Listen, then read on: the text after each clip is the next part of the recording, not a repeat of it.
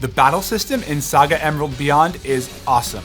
Let me show you the ropes of this amazing turn-based RPG from Square Enix. SaGa's combat is built around the timeline and manipulating it. This shows the action order for what's going on, where the leftmost character will go first. You can see what abilities enemies will use, but you can't see who they're targeting, so you'll need to plan out how you want the battle to go. When you select a character and their attack, you can see little green bars called the United Attack Range. Characters who act in close sequential order and have their green bars connect will trigger a powerful combo known as a united attack. This is the best way to deal damage in battle. There's a bunch of different actions you can take. Each action will adjust where your character appears on the timeline. Not only can you use this to manipulate your position on the timeline, but you can also manipulate the enemy's position as well. The stars in the middle of the screen represent battle points, or BP. Depending on your formation, you may start with more stars or even generate additional BP each turn. Actions will use different amounts of BP, so let's pick a few attacks. And there we go, we're all set up for a big united attack, so let's engage.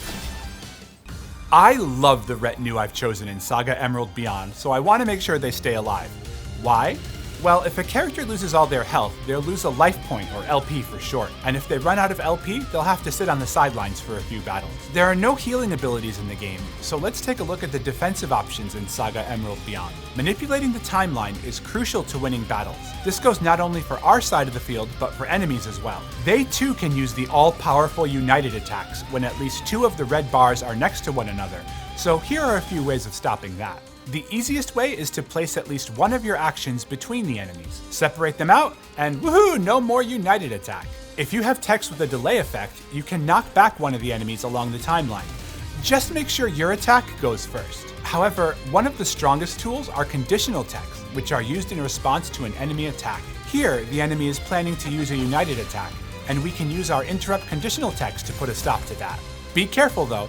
Enemies can also use conditional text, which will appear as question marks, so use a quell tech to cancel them, otherwise you might be in for a nasty surprise.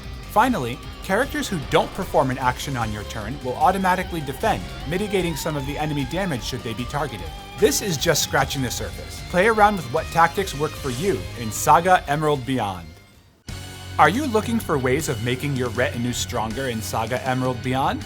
Look no further. When you explore a world, visions marked with a red icon are battles which you can repeatedly take on, and they have no bearing on the story. These will be very helpful to get stronger or even try out a new strategy. There are no levels or experience points in SaGa, but attributes can increase the more a character battles. You can rank up texts and spells through repeated use, granting benefits like reduced BP cost or increased power. Finally, there are glimmers, a staple in SaGa, where a light bulb will appear above a character's head in battle, and they'll learn a new technique.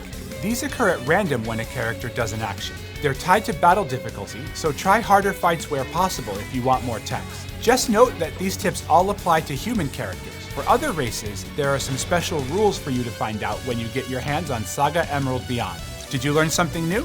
Let us know if a light bulb appeared over your head. Preparation is the very essence of triumph in any battle, and that's no different in SaGa Emerald Beyond. At the beginning of every battle, your retinue will start with full health, but there are plenty of other things to consider in your preparation. Selecting your retinue's armaments lays the foundation for battle. It will vary per race, but did you know that humans can equip any weapon? Yes, you can even have a witch use a gun, or if you equip no weapon, they'll fight with their fists. Different weapons will unlock different techs. For example, one-handed guns have access to a lot of conditional techs like chains and interrupts. Speaking of techs, you can customize your techs and spells, equipping up to 8 of them per character. You won't start out with a lot to choose from, but as you glimmer and acquire more techs, you will end up with a diverse moveset to cover all situations in battle. Just remember to match the tech to the weapon. Characters can also be equipped with rolls, which will enhance members or the entire retinue. There are some special cases for Kugutsu and other races, so take some time to read their effects. Finally, our formations. These affect how battle points, or BP, work. By default, you'll have the Coalescence formation equipped, where you start with 4 BP and gain 1 every turn. Have a play around with which formation you like. Personally, I love the Wild Gemini formation, as it rewards united attack combos. This is just the tip of the iceberg. As you play and add more diverse characters to your retinue, feel free to experiment with different formations, weapons, and techs to discover a strategy that fits your playstyle.